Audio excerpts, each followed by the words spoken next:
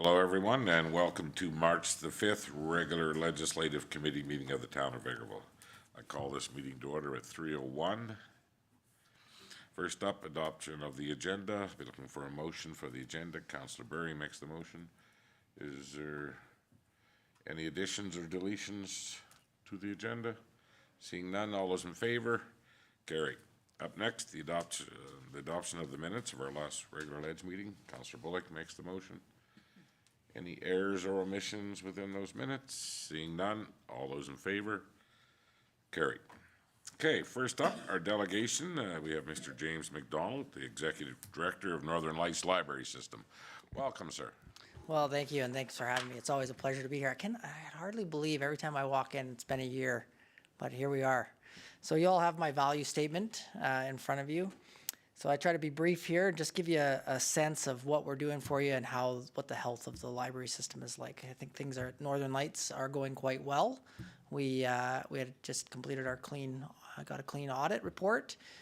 We did thank you for your support in reaching out to the provincial government this last year in 2023 for an increase in funding. We did get an increase in 2023 along with your public library. So first increase since 2015, we're pleased to get that. So Northern Lights is doing financially fairly well. We have done better than we hoped. We are working through a bit of a reserve. We spent less than we thought we would because of the provincial increase and because of the high interest rates. So we've done that well. We're still dipping into our reserve and we're doing that to keep our requests from you folks modest and consistent, that 1.5%. So to be a member of Northern Lights Library System, council pays $30,766 to be members. Out of that, your libraries do receive a book allotment of $16,000. That includes an allotment from county book allotment as well. So that doesn't go to Northern Lights operating. That goes aside specifically for your library to purchase materials that can be shared amongst everyone. You also receive, because the county is a member of Northern Lights, they qualify for a provincial grant. Your library does get a portion of that. It's just under $10,000 as well. And so when you look at these numbers, just based on the circulation, essentially, the material movement, electronic and physical, you're getting back about $112 return for every dollar that you have invested in Northern Lights. So what that means really is your community members took out 45,000 books, physical books, 4,200 electronic books, 2,800 e-audio books in 2023. So if your community members to just decide, we don't really need a library, we can just buy our own books, that'd probably be cheaper. Reality is it would cost them almost $1.7 million in 2023 to have purchased those books on their own. So it's a huge reduction in barriers to accessibility for information, whether that be, to find a new job or to get new skills training or to be entertained, that's okay too. That's part of the quality of life. You have 1,800 active library cards in the community. So those are residents of Vegreville. Just keep in mind, and I mentioned this before, those numbers, often a household will have one library card for the whole household. Mom and dad makes it easier for them to keep all the books under one card, right? So you could probably multiply that number. Your population's about 5,700, so that's pretty good. You're reaching quite a bit of the community. And you'll have community members that use your physical library and physical library spaces, take advantage of our reading programs, things like that, or internet connection that we help provide for you, or the software at the library that don't circulate books, right? Or may not even have a library card. And of course, as you know, you're part of something much, much bigger. We are now 61 municipalities in Northern Lights. That includes 2 Métis settlements, 1 reserve. And so we are continuing to grow. All told, $28 million worth of circulation in 2023 in the northeast of Alberta here in Northern Lights Library System, which is pretty impressive. We bought just about 20,000 books between all the libraries, But that's only a fraction of what they actually have access to because we're partnered with 3 other regional library systems. Those libraries also bought 20 to 30,000 brand new books as well, which your residents have access to that new material. Almost 800,000 books pass through Northern Lights Library System headquartered in Elk Point every year. And our electronic circulation is up. Year previous to this, we were about 30,000 fewer items, so there's a lot of interest being gained in the electronic side as well. This year, your levy is $539, in 2024, $539 per resident, and the provincial grant has moved from $470 to $475.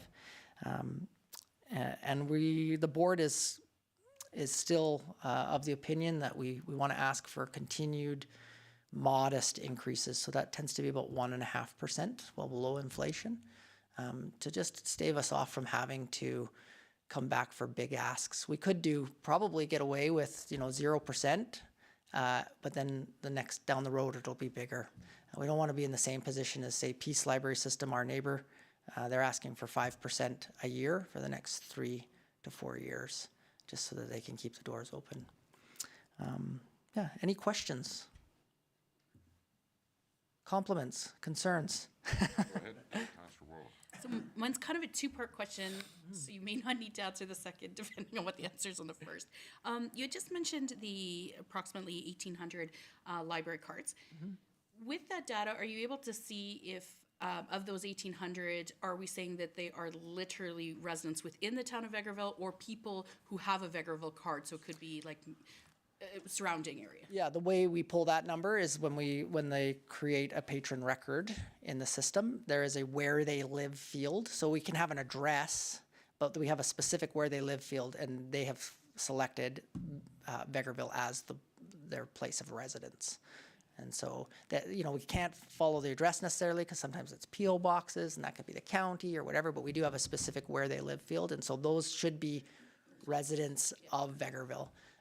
Town residents. When I present to the county, I present the county's numbers for that. Yeah. So that's good. So then that allows my second part to be viable question. Yeah. So then also when we talk about the 45,000, for example, ones that come out, now is that also based on 45,000 linked back to what are our cards, or linked back to where they choose to take it out? Oh, good because question. we have heard that a lot of people will choose Vegreville and they come to town for that because it's a better pickup site with a little different hours. So that's a great question. So that's 45,000 items that were circulated to cards from Vegreville. Okay. Yeah.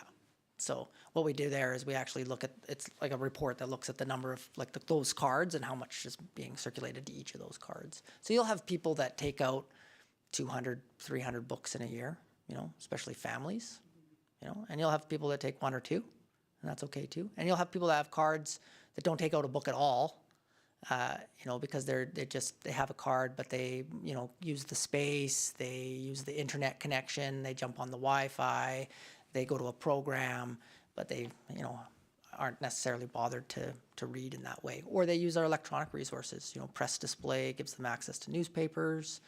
That's one of our heaviest. This doesn't even include the newspaper database in here as in our numbers, but that's probably one of our heaviest used databases. It gets tens and tens of thousands of connections in a year. I think 100 and can't remember what it is, but it's a lot. It includes things like Edmonton Journal and all the latest publications.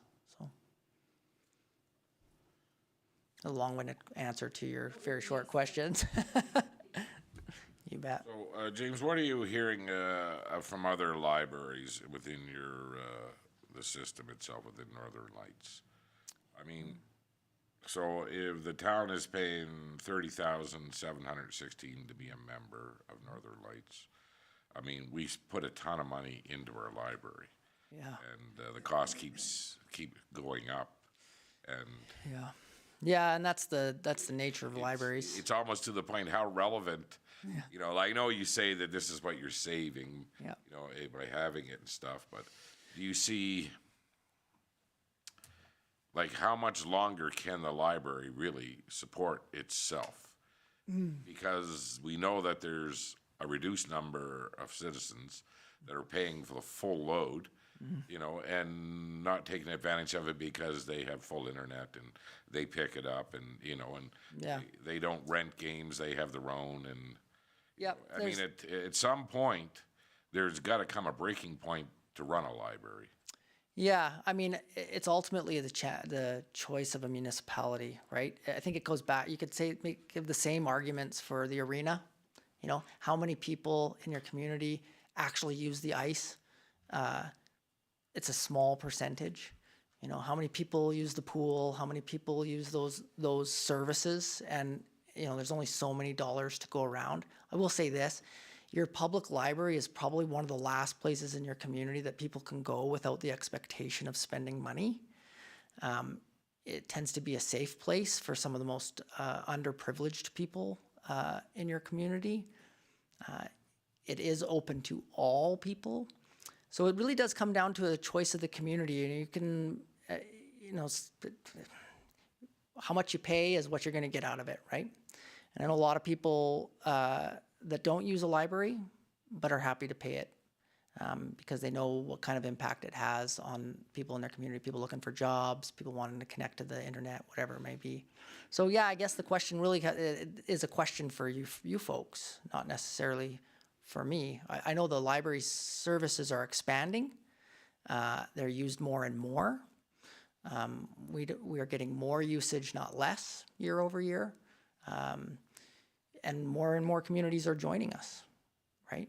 I think they see the benefits of it, whether it's a programming space in their community, whether it's a space for children or seniors or people trying to, you know, run a small business and need that connection. So there's a lot going on there. But yeah, it really comes back to you folks. I was just in Fishing Lake earlier today.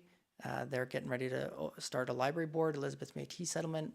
Legal just joined this year. This is one of the problems with Northern Lights, and one of the things that obstacles we're facing is that we have been expanding for the last 30 years. We're almost at the end of that expansion ability, right?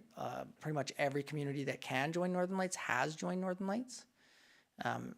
We're now on to Indigenous communities joining. But once everybody has joined, that does shrink the income, right? The revenue. And so we've got a few ideas. We're working with schools, trying to work with schools more, things like that. But yeah, it's a good question, Mayor. Well, just as we move forward here, there's gonna be, small increases every year, and you're working out of your reserves right now where you're at. I don't think there was any money in this year's budget for libraries. I mean, and last year's wasn't that big of a boost. No. It really wasn't. I mean, it's been a long time since the library system's got anything. It really was. And that's the thing. I think advocacy to the provincial government has to be a thing. It used to be that the province contributed about half of Northern Lights funding. Now it's less than a third of our funding. And so we do have a advocacy through all 7 regional library systems are meeting, and our board chairs and the executive directors are meeting. I think that what we've done out of those meetings did have a particular impact on getting that uptick in 2023. But we need to continue to have that conversation with the province. The full budget, I think, for all libraries in Alberta from the province is about $33 million. Well, you can spend that building a road pretty quick, right? That's I don't know how many libraries are in Alberta, but it's a lot. And the municipal governments are being, essentially downloaded too, I think. Well, it's not just libraries, so don't worry about it. It's not just libraries. Yeah, exactly. It's yeah. everything, yeah. Yeah, I know that a year ago, we lobbied the minister on behalf of libraries, and just, Yeah. the little modest increase didn't keep up with even the rate of inflation that we've seen in 2 years, so. Yeah, and the politics really, we just got a letter from the minister where we appreciate the letter to say funding will be stable.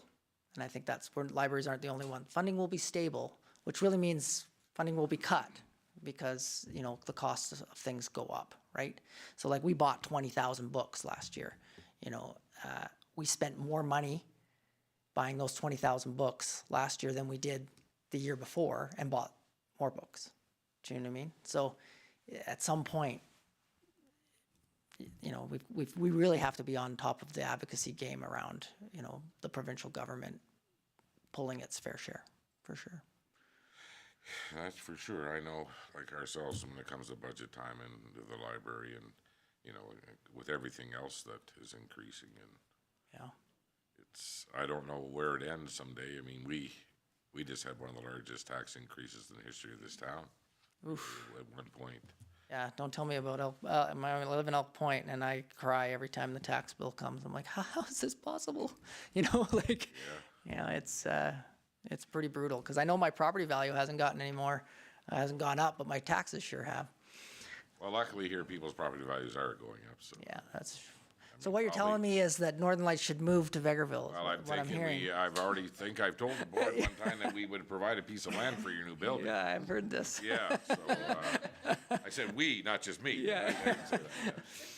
But I think we do have a plan, you know, at Northern Lights to get ourselves into the black. Thankfully, we can keep things modest, and ultimately, I think, you know, small, modest increases and continued advocacy with the provincial government is really important. We do all we can to be as frugal and as expeditious with the money that we are provided. I consider those to be, you know, this may sound silly, but I consider those to be sacred funds. You know, that's tax dollars that's coming from people's pockets, and it needs to be treated with all the care that we can give it. So. Okay, any other questions for James? Okay, well, we appreciate you coming in with the update, and Yeah. I was a little surprised at how many library cards are taking out this last year. That's Pretty great. good. Yeah. Yeah, you guys are doing well. So, and you have a beautiful little library. All right, we know it's a very nice library for sure. Thank Okay, you. well, thank you very much, sir. You bet. Thank you. Okay, up next, I think this is Jorgen's first quarterly report. Have you done one in the past? This is going to be good for us. We've been looking forward to this for a while. Jorgen Hoysink, Utilities Manager.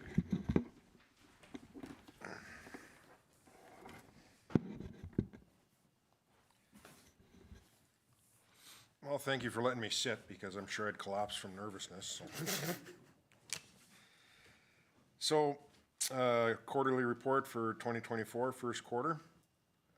We're going to start with our MCC and SCADA upgrade. The strategic goal is to upgrade all the components at our ELRC station. That's the West Reservoir, the main reservoir for the town. It is budgeted. It is on track. Expected start date is fall of 2024. The estimated budget is $279,000. So far, so good with our cost to date. A progress update. The cabinet was ordered in November of 2023, but the estimated delivery time is 52 weeks due to our lovely supply chain. And we're just waiting on our cabinet delivery, and then we'll start installation when it gets here. So, Jorgen, is the John S. Batouk have anything to do with anything with inside the building when it comes to this? Not on that side of the building, It's no. on the other side? Yes. Okay. Any questions on that project? Okay, go ahead, carry on. Okay, our next one was gonna be, is our pump house valves project.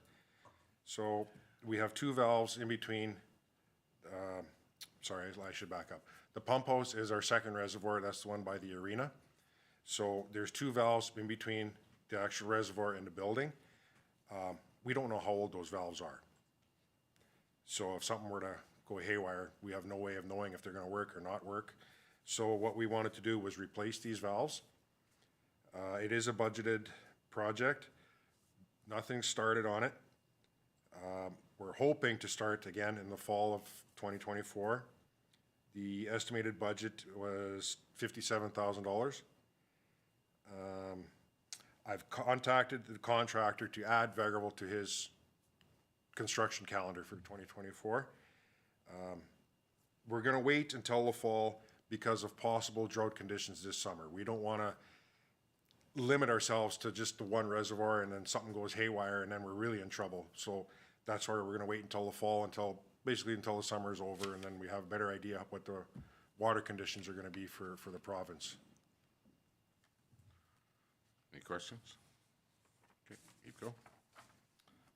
Next is our lagoon fencing project, Phase 1. The strategic goal was to replace the barbed wire around all the lagoon cells. It's a budgeted project, on track. This one was completed January 30th. The estimated budget for this was $28,000. Phase 2 will be completed in 2025. So, like I said, this Phase 1 is completed already, so.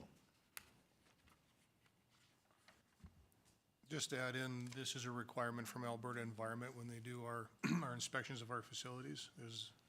It was getting quite tattered in areas where we weren't able to repair anymore, so when they do their inspections, it's to secure our infrastructure, and we were able to break it up into 2 phases, so it'll work for us, but it is an Alberta Environment requirement.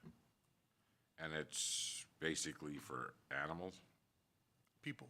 It's some form of fencing. It doesn't say to put barbed wire. That's the cheapest we can put in and get away with.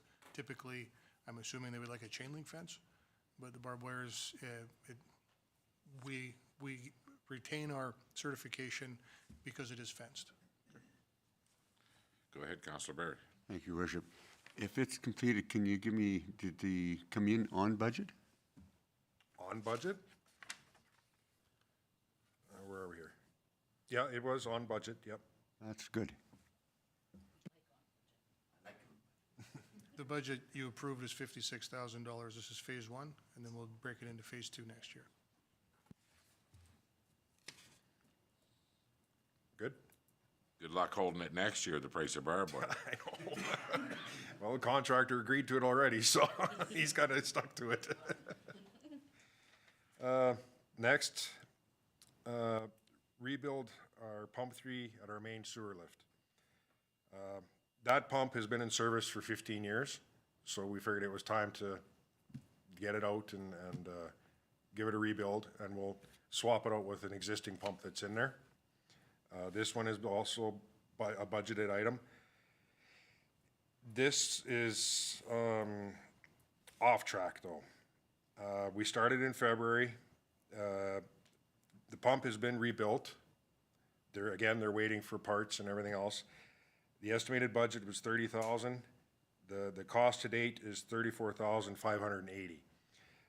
What happened was there was more internal damage than first thought once they took it all apart and they saw how much of a disaster it was inside. So that's why we're increased on our expense. Again, waiting on parts, 6-week delivery, and then once repairs are completed, the pump will be installed. Go ahead, Councillor Bullock.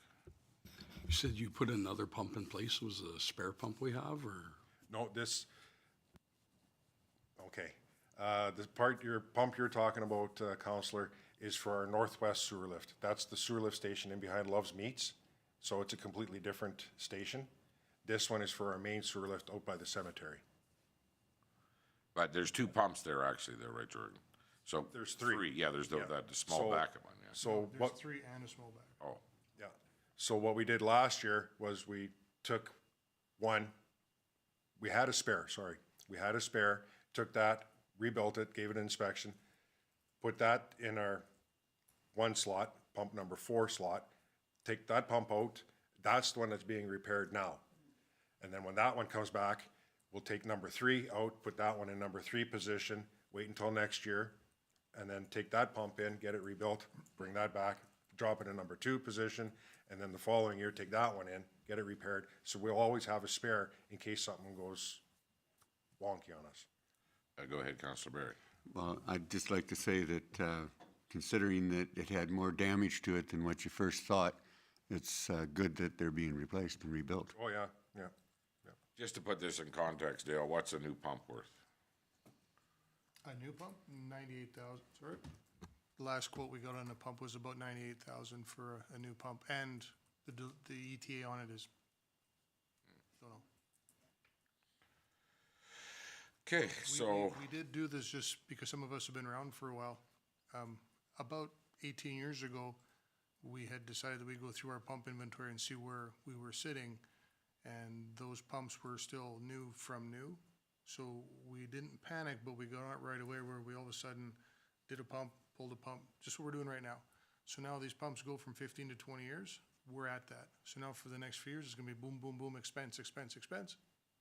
Just because that's the way they first got changed out, we have to do it again at the same time instead of trying to stagger them at every 5 or 8 years. So we're just gonna get done, and then we're good for another 15 years, so. And hopefully when this pump project is done at the lift station with all the other new parts, we are looking good for the next 60 years. Yep. Well, long after that, I'll be using it. Okay, any more questions? Go ahead. Next project is our reservoir cleaning. We have to do this every 5 to 8 years for Alberta environment laws. This is a budgeted project, it's on track. Expected start date was summer of 2024, but I actually got a call here. Where am I here? I got a call here on Monday. The cleaning crew, the divers, will be here tomorrow, so they're going to start cleaning our reservoirs tomorrow. Oh, I sort of thought we were doing the valve and the cleaning at the same time. Okay, If ever you want me to jump in, just. Yeah, maybe you got more info on that. Yeah, because they do not drain the reservoir when they clean it. It's a wet system, like a big shop vac. They go in with their suits on, they get bleached down, they drop in, and they go in and pull the silts and sediment off the bottom and then come back up. So because we don't need to drain a reservoir, they can come in anytime they want, and there's no effect to the system. and when the valves are replaced, the reservoir will be drained completely. Depends on the contractor. They may bring a diver in and put a bladder inside the outlet in the reservoir, fill it, do the repair, or they may want it drained, but we'll see when we get there. But again, like Jorgen and I had discussed this, we're not touching that reservoir until this fall when the obvious is over. Yeah. So both reservoirs are being cleaned Starting tomorrow. Well, The second one, the pump house, I'm gonna take the contractors there to give them the option just because of the access point and the weather. Being in water and then coming out in -20, I don't think they'd be very thrilled with that idea, so. I didn't even know they did it this time of year. yeah. Okay, any more questions on the reservoirs cleaning? Okay, go ahead. And then the last one on my list here is our chlorine tester. It's a handheld chlorine tester. We can go into any business, any residence and do it. We had a faulty one, basically, so this was to replace it. It's a budgeted item. I already took delivery back in January. The estimated budget was $1,000. This came in at $882. It's also a requirement of Alberta. And it's also a requirement of Alberta Environment because we have to go daily and take a chlorine sample in the town, different locations. Councilor Barry would be happy it's under budget. So, is there any questions regarding the responsibilities of the daily testing or anything? So, Jorgen, what about our contracted services? When we only no longer do waste, but to the municipalities that we're contracted to, how are those things going? So far, so good. As far as no, I haven't heard anything otherwise yet. But it's something we do every day, or? I try and go to each place once a week. So, yeah. Okay. But they have their own testing kits? Is that what you're asking, or? Well, I just wanted to know, because the contracted services we've backed off from quite a bit when we had ACE and now we're doing less, but I just wanted to make sure that, that everything is still going good with what we're offering these other municipalities. Yeah, like I said, as far as I know, everything's so far so good. Okay, I haven't heard anything. Explain who has an operator that you're babysitting that isn't certified and what we are completely looking after. Like, Lavoie, for example, it's all of us. I mean, it's 100% Yes, us. Lavoie is 100% us. Two Hills, they have a person running the plant. He's in the process of hopefully getting certified. Innisfree, they just hired somebody, so I don't know what the status is with that staff member. Mundare, they have a crew working, again, manning the plants and stuff. And Andrew, they have a But no crew. certified But no certified operators, no. So these places basically are working under our license. Any questions? Yeah. Oh, go ahead, sorry, Councilor. So if they're working under our license, are we liable for them then? We carry a level of liability, absolutely, because they're under our license. And we have Jorgen has a good working relationship with Alberta Environment and the inspectors that come, Winton, and these guys that help us out. And they're not about enforcement, they're about assisting to get things done. And also in the comment that we did we don't do ACE anymore, so we've lost that revenue stream, but we've also not filled that full-time permanent utility operator position to offset that. So right now, when I talk to Jorgen, Jamie McNeil and himself as our certified operators and myself as a backup certified operator are managing the workload well with just the two of them, and that will mean this summer there will not even be a summer student because we haven't got enough for that summer student to do like a NATE, when you bring from the NATE water program. So they'll be running the two, and then myself backing up at the odd time when required, and we'll be able to handle the town and be able to handle our contracted services that we have. Yeah, again, some of the municipalities that we do serve under this contracted service probably are never gonna have a licensed somebody, but some are working towards that goal, where basically you guys go out, you do the testing, the inspecting, and let them know if there's something that they're not doing right, and, yeah, I mean, it's. Okay, well, I And think, do have, Jordan, before you cut it off, oh. we were also asked to maybe give you a little more than what the budget is doing, just a little more operational. Oh, okay. Jorgen and myself and Brianne put together just a little bit of kind of what's going on. It's only like 5 items, just so a little more operations, so you get an idea of what we're thinking of, what's coming, what we've done, what you shouldn't know, what we've done. You can start with that first one. So we've updated our water emergency plan, our water emergency response plan. That book was probably 5 years was the last time it was updated, so everything's up to, as far as we're able to, everything's up to snuff on that. So what we're doing with that is Jorgen's gone through and reviewed the levels and steps, what the community's going to do. Obviously, phone numbers and contacts are never, they're changing always. So he's got a pretty good handle on the immediate ones that we need for Strathcona, for the different operators, the after hours, to make sure those numbers are accurate for what we have. We've also been in discussion with our community engagement and economic development team, and what we're wanting to do is in about a couple of weeks, because there's 2 things going on. One thing is we have our Alberta Water and Wastewater Convention that Jorgen and I go to maintain our certification. Is that a conference? It is a conference, but it's a must attend the sessions to keep your CUs. So there's funner conferences out there for sure, but this one's a little more serious. But anyways, the point is that there's topics on there about drought and pre-planning. And a lot of it is really outside of the fact we can't make it rain. What are we going to do when there's these things? So number one, what we want to do with Jameson's group is educate the public on just what is A, B, and C. How does even odd watering work? What are some of the things you can do to help restrict the use of water?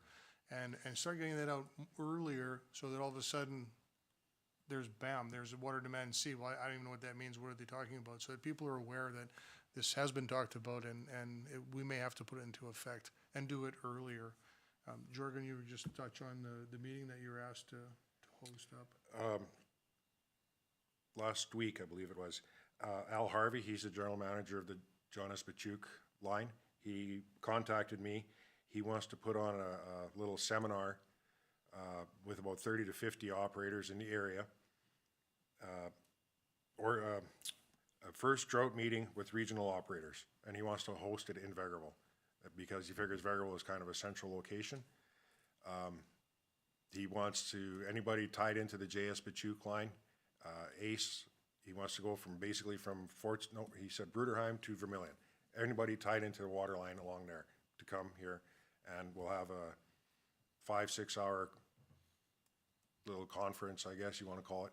He'll have different speakers, different presenters, different people with different ideas on for possible upcoming drought conditions that we might be facing.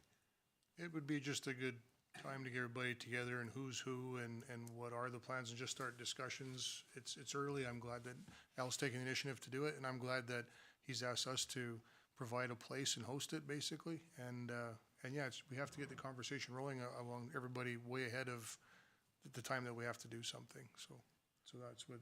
Well, Al can take all the credit, but I know a board member that told him this is something. And I also, in those comments, went to the board meeting with J.S. Batuk, and there was comments made that municipalities better be ready with bylaw as well when it comes to drought restrictions and how they're going to enforce every level.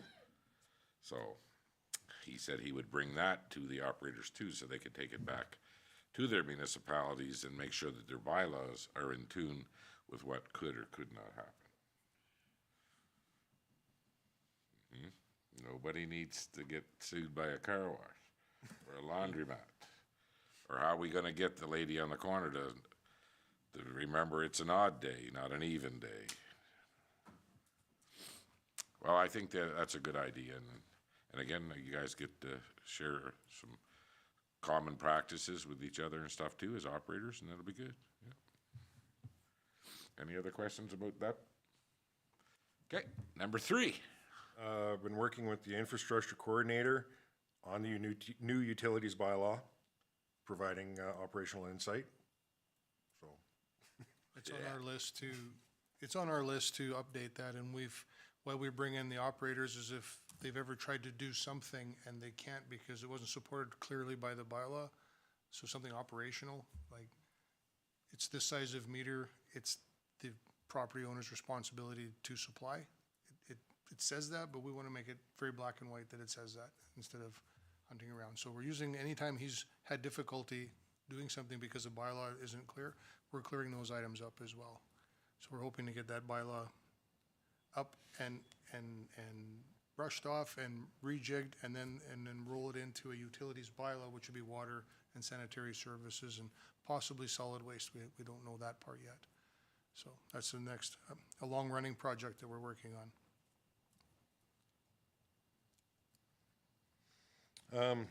My other operator, Jamie, she's passed her level 1 operator exams, so she's certified level 1 operator for water distribution, wastewater collection, and wastewater treatment. It's a big deal. It was a long time coming. She's worked hard at it and passed her exams, and now we can spend another couple years. And then when she gets enough hours in, then we can go into a level 2, which we need to be required to run our community of its size. So we're glad to hear that, and congratulations to her. It's a lot of work goes into that. Our northwest sewer lift, that's our other one behind Love's. I got a phone call on Monday. Our second pump has been repaired. So Thursday, tomorrow I believe, we're gonna be swapping out the dead pump, putting in the good pump, and hopefully should be back up and running in full speed on both sides there. Well, we commend you and your team and everything for the night it went out over there and how cold it was and everything.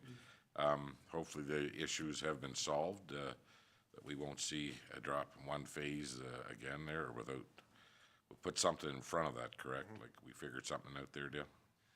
Yeah, we have, your worship. We have our programmer coming out. Jordan just dropped him another email because I want him out sooner than later to confirm a phase limiter system that we have. The new lift station at Prosperity not only has a phase limiter, so it means outside on Atco's pole, because they can't control when something happens that they drop a phase. So we have to be prepared for that. And with the sewer lift, we thought we were prepared, but something didn't function right when we needed it the most. The one at the new lift station, it doesn't even have to lose a phase. A phase means if you see the 3 switches up on the pole, one of those drops, now you're on 2 phase instead of 3, and pumps will still start to fire up and try to run, but it burns them out and damages them very quickly. The new lift station, not only if you drop a phase, will it stop the pumps from running and also flip on the generator, and that's its new source of power, if it loses 10% of a phase, it will kick off and save those pumps and run it back. So that's brand new 2024 technology. I want that at our other lift station because of the cost of rebuilding pumps. So we have a guy coming out. Obviously, there's no diesel out there, but at worst, it would notice the phase loss or reduction in one phase, and the programmable logic controller, the PLC, would tell those pumps, you're not starting, and just leave them in fault mode. Then we would get a high-level alarm at some point. We'd get the call, go out and have a look, and oh, there's a phase trip, let's fix that. We have to have that. We had something like that, but an older version, and we're not happy with its performance, obviously, so we have somebody else coming out so that doesn't happen again. Excellent. And the rail is back on? Not yet? It's got to be a dry well to make that happen, or? Yeah, we're gonna, probably during the summer, when it's warm, we're gonna tackle that. Probably good enough. Yeah, okay. Thank you, Jordan. Okay, any other questions for the utility manager? Utilities manager. Question of it. I don't know if you had heard on this, I'm just wondering if anything's come out to municipalities. Supposedly with the provincial, them striking up that board that was supposed to be looking at drought, basically coming up with a drought plan. We were hearing that they were talking about doing a component that would go out to municipalities that would have like suggested practices. Have you guys been hearing that at all? No, I haven't heard anything. Okay. I only know what I read in the media, and it sounds like, I understand, I think I've read what you're talking about. Yeah. But I think they're focusing more on southern Alberta, because they're in a little bit worse condition than we are. Yeah, I just had seen it the other day because they were talking about who was on it or not. I'd seen that one of the people involved originally with the Athabasca watershed, with their original plan, is on that committee and whatnot. So but I haven't seen anything more. Just a little bit of rumblings. So okay, thank you. We are hoping to get a lot of information out of next week's session when there's probably over 600 operators in the building together and 40 reps from Alberta Environment.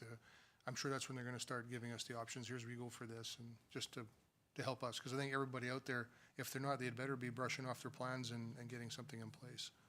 Yeah. Yeah, with the South Saskatchewan watershed, the North Saskatchewan watershed, it looks like the spring will be okay, but it's later in the year, and down south, they're in bad shape right now, so. And the province is doing some, we're just signed up for a webinar Thursday afternoon, and it's about the drought conditions in Alberta. So I imagine that's the beginning of what you're asking for when they reach out to all of us. That's just 2 days, so. Okay. Well, thank you, Jordan. You did very well.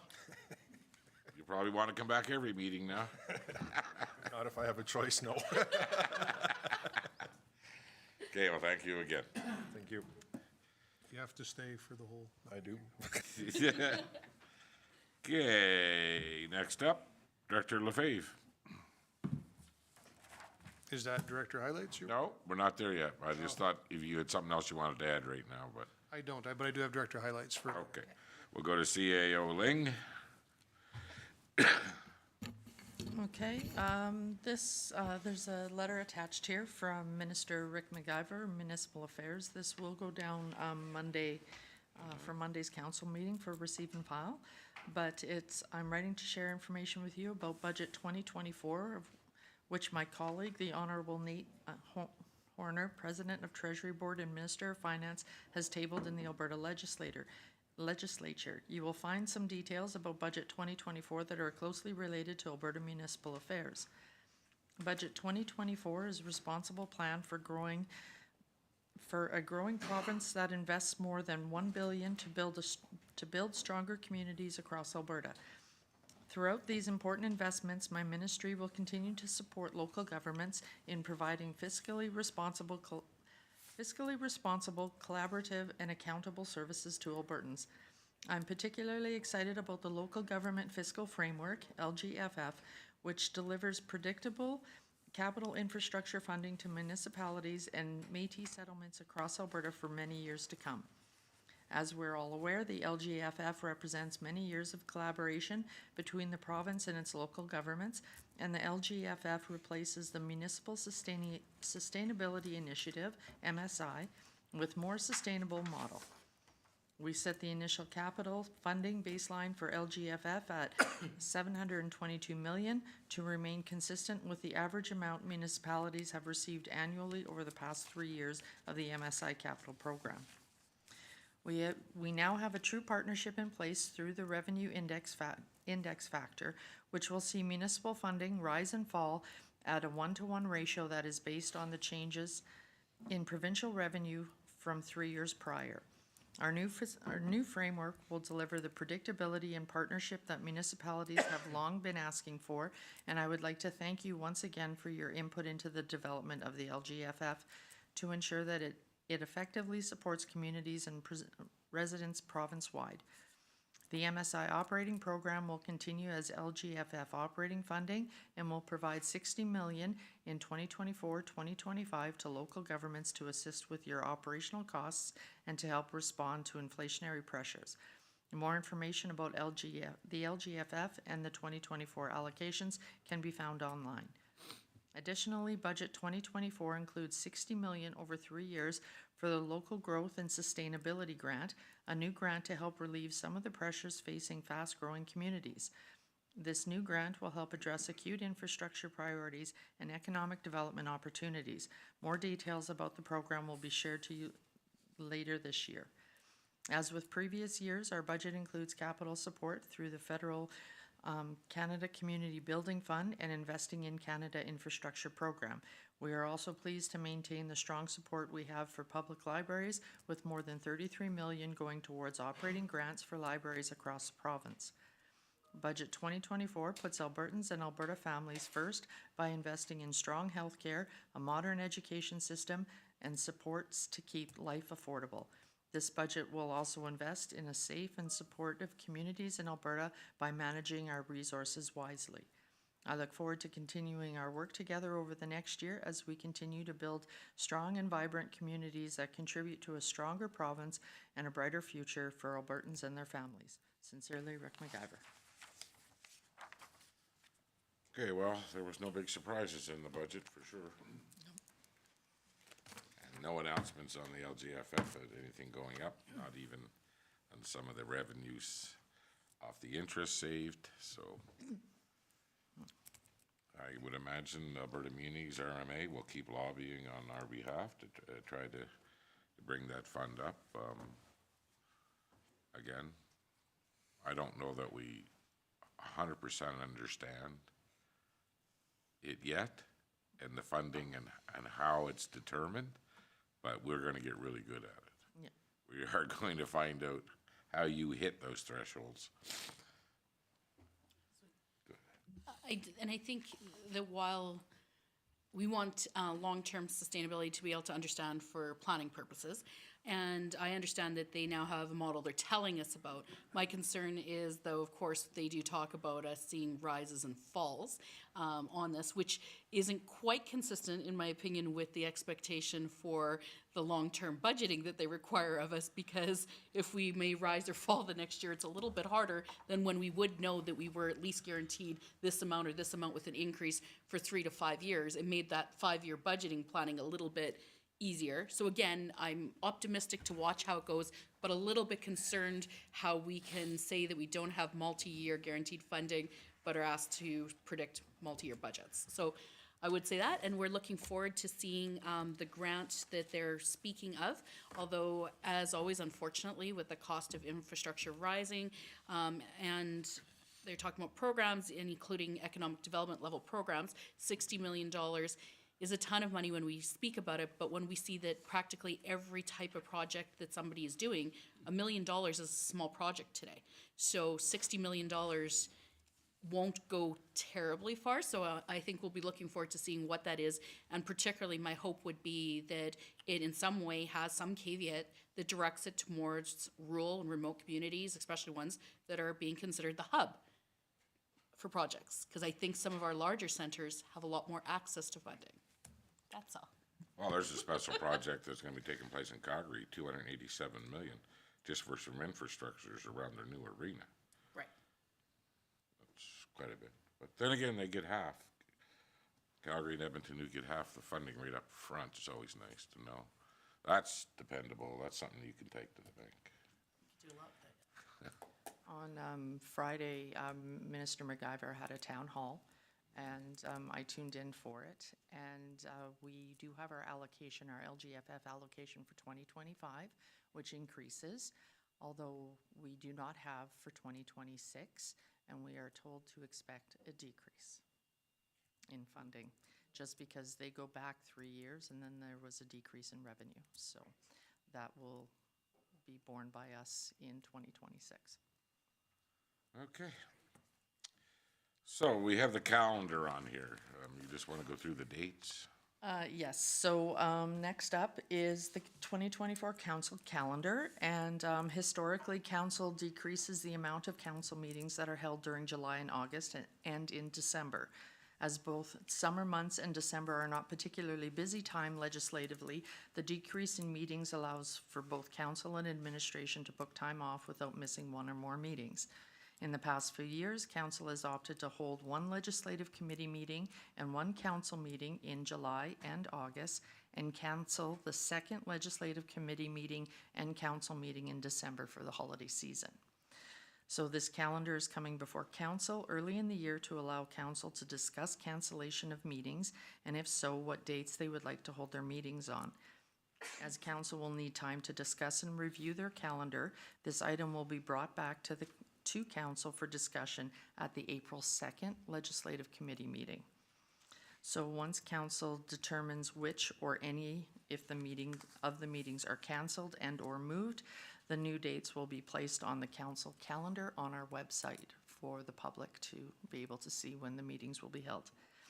So the options today are that the 2024 calendar be brought back for discussion at the April 2nd Legislative Committee meeting after council has an opportunity to check their calendars, or council may decide which meetings they would like to cancel and move at this meeting, or council may decide not to cancel any or move any meetings in the 2024 calendar.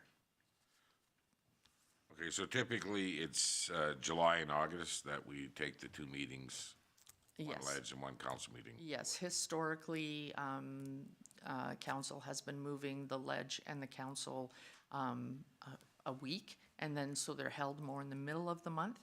And then in December, because the second council meeting always falls the week of Christmas, we've historically canceled both the legislative committee meeting and the council meeting for the last 2 weeks of December. Okay, so if we could just mark on the calendar today what we're proposing, and then everybody can check their schedules later. So would we say in July that we would move the first ledge meeting to the 9th and the council meeting to the 23rd? Is that what we're saying?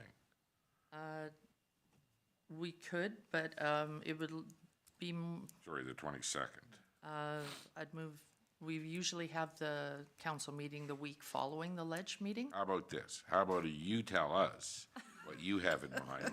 And we will, yeah, yeah, and we'll try to figure it out.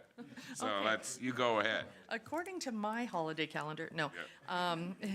Historically, we usually do the second week in July for the ledge and the third week in July for the council meeting. So in 2024, it'd be the 9th for the ledge and the 15th for the council meeting. And then we would be looking at the 13th for the next ledge in August, and the 19th for the council meeting Okay, in August. And then in September, right after the long weekend, we fall back into the normal schedule. okay. So again, so it's July the 9th would be ledge, the 15th would be council, August the 13th is ledge, the 19th is council. Yes. So we'll discuss this again in the April, the first meeting in April. And then December, you wanted? And December doesn't really matter. It's Yeah, just- December would normally, it'd be the 17th Yeah, and it's- the 23rd would it's cancel. The 23rd, Yeah, we usually pass budget at the first council meeting of December. So that would be December 9th, and our fees and charges bylaw, and then we're pretty much Okay, geared well- for January. well, we better just wait. What if we don't all agree and we don't get that thing? We might need that date Okay. for a joyous Noel, so, yeah, we'll just leave that there for now. We'll make that decision later. Guys good with that? Yep. Okay, thank you very much. Look at that, I'm up next. So, I would just like to bring a notice of motion forward regarding pickleball, and I've asked manager Dan here to come in. For one reason only, there seems to be a lot of interest in pickleball right now. So, I believe that there's morning groups that are using the gym library, is that correct, Dan? You are correct, yes. And then there's 2 private groups on Wednesday and Thursdays after 6 that are using the library gym as well. So I happened to join one of these, and I started noticing more people showing up, and now in the last week, there's been around 8 or 9 that wanted to join that private group, and the other group on Thursday is seeing the same thing. There's only 2 courts that are set up at the gym library. So there's a lot of waiting in between games.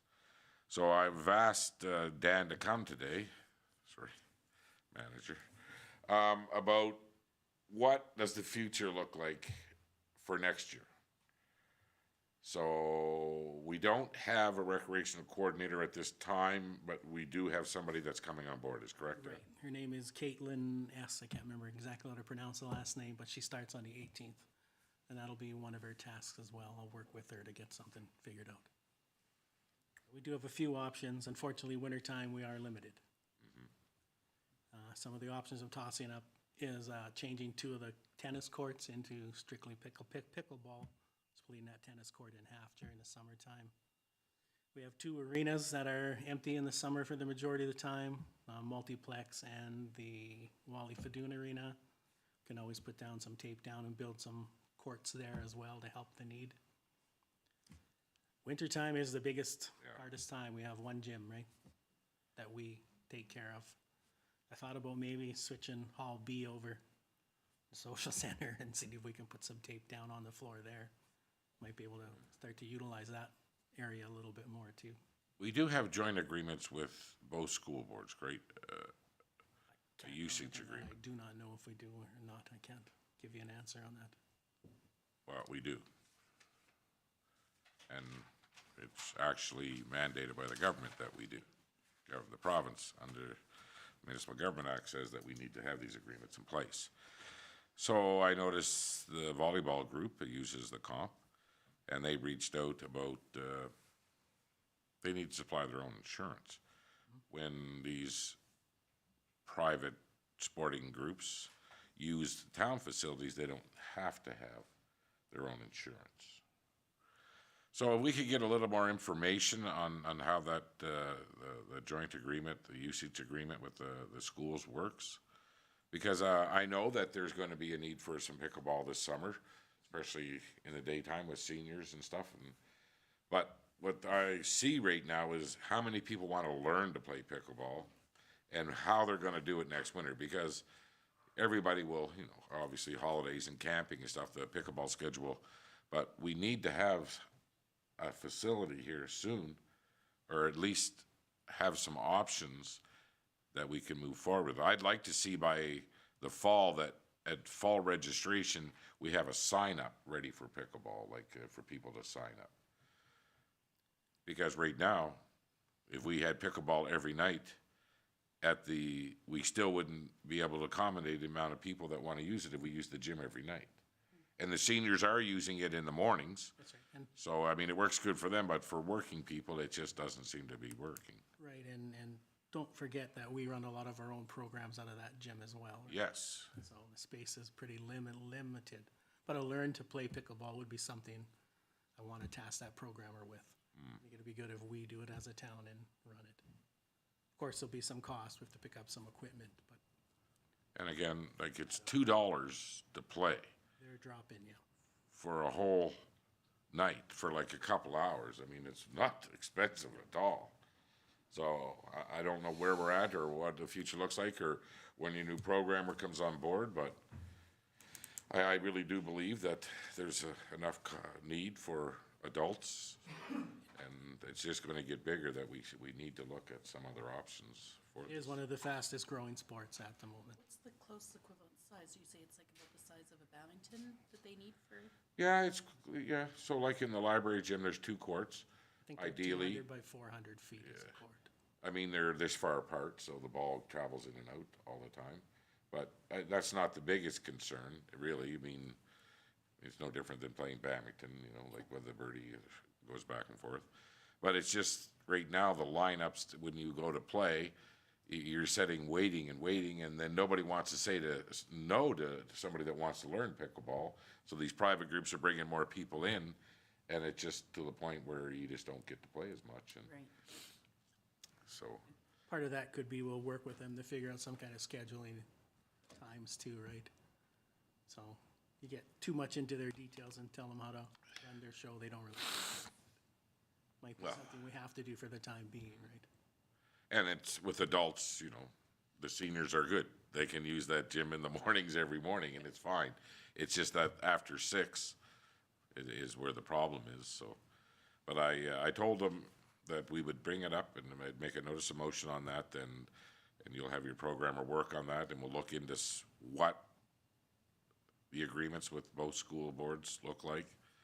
And Because we have 4 gymnasiums right now. yes, Like, that's the thing, 4 gymnasiums.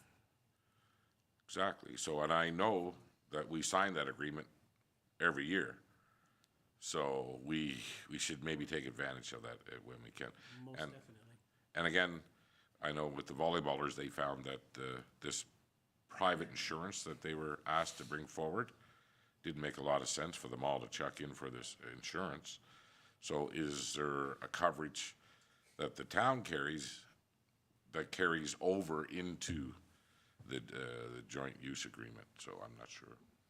I'll have to look into that. I'm not exactly sure because currently we don't run any rec programming at the gymnasiums. A lot of the gym spaces are rented out by, for example, the volleyball club. They're the ones that do the rentals themselves. So we'll have to look to see if our insurance would extend that way. But again, if there's a need in our community, and we recognize that, and we have a joint use agreement with the high schools, Yes. that if, And it for us to might- move forward, And it might just come down to that the booking has to be done by us with the school board versus whatever group, like whether it's a dance group or a volleyball group or a badminton group that rents it. Maybe if we're the ones renting it, then our insurance would cover us that way. It is something we'll have to look into though. I do know my past experience at the different municipality was we were the middleman. Nonprofit groups would come to us, try to book the time, we give time to the schools, they'd say yay or nay, and then we move on. I never seen an insurance thing between them before. and again, and I think that CAO Ling may be right here, where we didn't do the booking through the municipality, so this could be it. So, I would like to see something, if we could move forward with this, you know, by sometime in Q2, so that there would be at the registration night, that there would be, go ahead, Councillor Berry. I just wanted to add that I know that some of the gyms are pretty busy right now, so we'll have to try and work in on that, because I know the St. Martin's is booked every winter, 3-4 nights, multiple times, just for soccer. So, you know, they'd have to try and see if they can work in, you know. Sounds like we need a new big facility. We definitely need Well, a new the nice facility. thing is, if we had that rec facility in the indoor soccer, they wouldn't be at the schools. Yeah, and again, so if we could just get some information back for the public and have something that we could roll out by fall registration, so that, you know, adults in the community that are looking to play pickleball or learn to play pickleball for the winter. This summer, I know we don't have a problem. We have other facilities, and it's nothing for us to open them up, so. For sure, I have no problem. We'll make sure we get that done. Well, and I think it's was forward thinking that a position that wasn't necessarily one that we'd looked at before, having an actual rec coordinator, again, after you find out what the regulations are, but before that, it might not have been viable for us to also be the booking agent, but it's potential with having a rec coordinator, that one part of them is coordinating community opportunities, right? So, that may be something that was well thought of ahead of time to be able to set into place. So, I do have just like a crazy question though, because I've never actually watched pickleball. Is there a certain kind of floor they have to have, like it's concrete or? No. Outdoors, they use a different ball. So they're like a pretty easy, inexpensive sport. Just can't do it on lawn. You can't what? Do it on grass or lawn. No, it's gotta be able to Be a bounce. harder surface. Interesting. They do have temporary courts you can play down and lay them down and move them, so just a matter of what works and where we can put it. Okay. Thank you very much, Dan, for coming in, and I appreciate it, and I know that your staff will look into it, and CAO Ling will figure out how those joint agreements work. Perfect, thank you. Okay, next up, roundtable. We're gonna start with Counselor Lemko over here, because I know he's got some burning issues, so go ahead. I had a call from a resident of the community who expressed a concern that she had with a fire alarm company doing a fire alarm verification at a facility in town. It was in the dementia ward, and they started the alarms at 11:20 and finished at 12:45, and the bells were loud enough that the dementia ward was in total disarray. Residents screaming, residents crying. And she was quite concerned that nobody addressed the issue of what was going on. And nobody would tell her who the alarm company was or anything like that. So she reached out to me and asked me if I could bring it up. So I said I would. So here I am today, bringing up this issue. I believe maybe if because we are the authority having jurisdiction in our community, and maybe through our municipal fire department or fire chief can go ask who the alarm company is and just have a conversation that they should maybe silence the alarm if they're doing a test rather than running the alarm. She said it was awful. It was awful in that location. So I thought I'd bring it up, and somebody can take it from there. Okay, so maybe the fire chief can go talk to them. I think because we are the authority having jurisdiction within our community.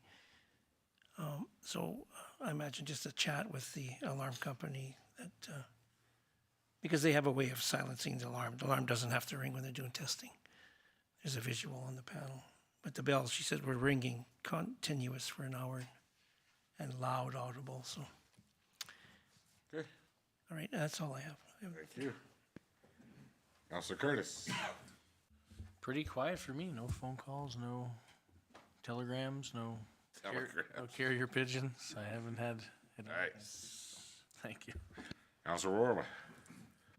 It's actually also very quiet, but I just had one update from our last meeting. We had discussed some of the permanent residency streams, and there was a follow-up through the MP's office, and it looks like they have reps that are happy to do a virtual meeting first to talk about their options, and that will likely happen before the week's out. So hopefully that'll help give them a little bit of direction. That's it. Thank you for the update. Counselor Bullock. Pretty quiet for me. I just wanted to touch on one. Pretty quiet for me. I just wanted to touch on one thing. We had a ad hoc transportation meeting last week, and we came up with a survey. The group came up with a survey through FCSS, Seniors Transportation Vegreville, and I have it right here. It has some questionnaire. If you can go to FCSS to get this off the website, you can actually, there's a QR code that you can actually snap and take you right into the survey. So for people, age groups 18 to 55, 55 to 65, 65 to 75, and 75 plus. It's a basic survey about transportation in our community. It'll give us a good head start on what we should be doing for the pilot project. Will you be taking those to some seniors facilities, or will you be expecting them to download on that? No, they're going there. A few other creative ideas of how they're getting out there as well. And with the income tax program through FCSS, they're going to be asking these questions as well. We want to get responses in so we could discuss them for the 26th meeting, the meeting on the 26th. So we have an ambitious project of getting this out. We'd like to get about 200 answers on the survey. So, Excellent. thanks. Thank you. Councillor Barry. Thank you, Worship. Yes, very quiet. Just one good piece of news I'll just throw out today, and that's that Dr., I believe it's pronounced Farhat, has started at the clinic. So, and booking very quickly, filling up fast. And one other doctor should be about 4 months, give or take. He's just about ready to start his assessment, and the other one's shortlisted. So there's some good news there, but still the clinic is very, very busy. Okay, well, thank you very much. I've got nothing to bring forward today. So next up is, I know you've been anticipating this, the director highlights, and I'm not skipping over it this time, and I know Director Lefebvre has got, oh. Yeah, I just forgot. Oh, we already did you. Okay, Councilor Lemko, sorry about that. Sorry, Your Worship, I forgot to mention this in my report. I'd like to congratulate Director Lefebvre on 36 years of volunteer firefighting in our community. I think it's very noble for a person to dedicate 36 years of their life in a volunteer firefighter capacity for the community. So on behalf of me and the rest of council, I would like to say congratulations, Dale. Good job and keep going. Thank you very much. That means a lot coming from my peers up front, for sure. Thank you. Now I don't know what to say. Me neither, because I was gonna do it, but whatever. Okay. But I guess your old fire chief probably Yeah. resonates a little better. I'll take a back seat to that, I guess. Well, he was my fire chief for about 25 years. Yes, he was, I know. He promoted you twice, so. Yes, we did. Anyway, Dan. Director highlights? No, on behalf of all the citizens of Vegreville, congratulations and good job. Well done. Thank you. Now we'll move on to the tricky stuff. Director highlights. Our equipment storage building, 4 tender plans have arrived. We've given them a quick look, and they went off as a request for quotation on the Alberta Purchasing Connection, APC, and that went out today. We put a closing date of March 22nd because it's an RFQ, not a tender, and see what we get back to determine what next steps we have in front of us. So that's out, and the next thing we get back will be some numbers that I'll bring to council. We did finish our crossing proximity agreement and sent that off to the Alberta Central East Water Commission for their review and signing. It's a crossing and proximity agreement that is the town's, that gives proximity agreement permission to the ACE and their infrastructure that is very close to our easement, which is still workable. And that's been sent off to them for review and to sign the agreement. So we have something on file on record. And that went out today as well. As we've mentioned in the past, we're working on a new airport lease agreement that covers a lot of factors of not just lease non-payment, but remember the airport, as you know, is in the county of Minburn, but it's our facility, our infrastructure. So people that have property or hangars there would lease the property from the town, and their taxes that they pay on the buildings and improvements goes to the county of Minburn. The other way around. So when they're not paying their taxes, then the county would come to us for payment. So in the agreement, Brianne Giles is ensuring that we have some form of reaction that we can go back. If they're not going to pay the land taxes to the county of Minburn, then we have things we can do to hold property, seize property, and have a means to force them to pay their bills as they should. Whereas right now we're kind of we really don't have that because the agreement's quite light. So this is taking a little bit longer than we thought, but of course, the more you dig into it and look at it, bigger centers, they get bigger and longer to cover a lot of these things. So we're trying to incorporate it so we have a good document for another few years. So that is just in the final draft as we roll through that. The derelict housing on 49th Street, 54th Avenue, we've been working with ATCO Gas. They were out today and spent about 2/3 of the day. They have the gas line removed in the vicinity of the front sidewalk on the south side and then capped off the T. So we're good to go in to do our demolition there. That's HCL Site Services, and they were gonna roll in on Thursday of this week and start to do the demolition on that. The Sinclair residence on 51st Street, the second derelict home to go, is where ATCO Gas is going tomorrow to do the same thing to the service of gas line to the property. It's either you break it off at the main at the T, or you can go mid-property. There is a charge for it. It's approximately $1,500 per site, and we will pay that to get the gas connected properly and then roll that back on the tax roll as well. But it's something that we can't do ourselves. We have to hire it out by ATCO.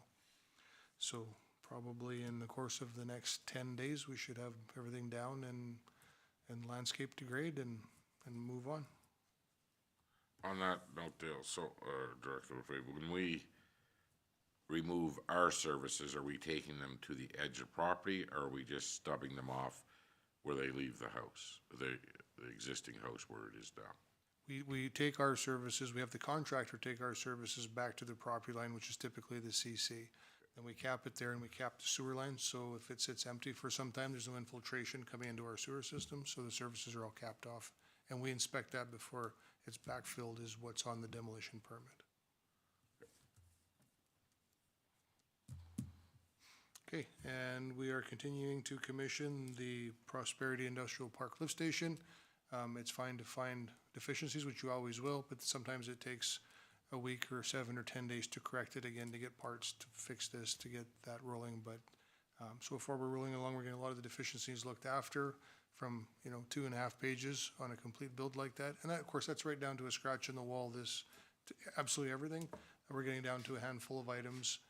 And then we can start introducing a water supply and putting some hours on the pumps. We can check, pumps on, pumps off, high level, low levels, make sure our SCADA systems are working properly. We have a bit of a challenge as the park is the water supply into this lift station is going to be on the low end for sure, as the best it's going to do is service our businesses down 51st right now, like the Alta Wides right down to the county shop. So we'll take that. We do have a surcharge of water in Prosperity Park as we've closed off the sewer line valve before the lift station. So it's allowed rainwater to come in through manhole covers and things over the course of all last summer and the summer before. And now so there's probably about 60% capacity of surcharged water just sitting in the sewer line. So, which is good for us because now we can open that up and use that as testing. Our engineers would like to see an 80-hour run test on the pump. So it's a full 2 weeks. Not that the pumps run continuous, but of on, off. They wait, let the grinder do its thing, just to make sure we've got a good operations before we'll accept it. Because once we've accepted it, then we've got a warranty period and then it's over. So we're happy to be at that stage with the lift station. The force main and sewer lift project continues to progress. A lot of material is either on the ground in our compound or underground being installed, as you can appreciate. Some of the valving is showing up, so we're putting that in a secure facility that's being locked up as it arrives. We have a progress meeting with them tomorrow, so I can get you a better update at the next ledge meeting. But as I specified before with the projects, I'll give you a very watered down version of budget, progress payments, expense to date, remaining balance of our budget. So the last PPC that we did, PPC 1, was on January 17th. That was for $650,000, $772. I brought that to council's attention with a bit of a description of what became of. What that included, that's what included the cost. It's not like I'm not even nervous or anything. I'm having a trouble. Maybe some of Jorgen's wore off on me. So the PC2 came in on February 22nd recently. It's for $856,000, and that's for the majority of the force main pipe that it's now either underground or on our property, so we pay for materials if they're in our possession. It also includes the valving and materials that are starting to land for the lift station itself. So just in a nutshell, what we have spent so far is 1.472 million, plus about $45,000 in testing and engineering. So total project at the start of the project was 3.83 million. Between the two progress payments and the engineering that has come through and testing, we've expensed to date 1.5 million. We are sitting at 2.3 million roughly as a balance left in the project. We have used zero of our contingency at this point. So the 3.8 overall includes the engineering, correct? That's 3.8 includes engineering, yes. Engineering, testing, contingency of 175,000 as well. Okay. Any questions for Director Lefebvre? Okay, thank you very much. Thank you. CAO Ling, let's hear about your highlights. Don't have much to report, as I took a couple vacation days last week. But from the budget, our 2024 budget, one of the items in the legislative services was the FOIP training. Just to let council know that we have our FOIP training booked. It's going to be happening here on the 21st and the 22nd of March. And we do have participants from other surrounding municipalities that will help cover the cost of that. But yeah, so we should be fairly well voiced in all that legislation that is FOIP, fairly well versed in all the legislation that is FOIP here by the end of the month. A few things going on. Currently, our audit is going on right now. The auditors are here, so it's fairly busy upstairs. And other than that, a few things I attended. I did the Chamber AGM and the Municipal Affairs Town Hall regarding the LGFF and the 2024 provincial budget. And that's it. Okay, how many seats in the FOIP training? We can have up to 20. And how many of our people are we sending through? How many? 10, yes. You really think that we need 10? Ideally, having part of it is not so much necessarily even just the FOIP itself, but part of the training is on how we retain and store our information, what is pertinent and stuff like that. So we have somebody from every department attending so that those departments learn how they need to handle our records from their point. And do we have 10 from other municipalities? I think we're at,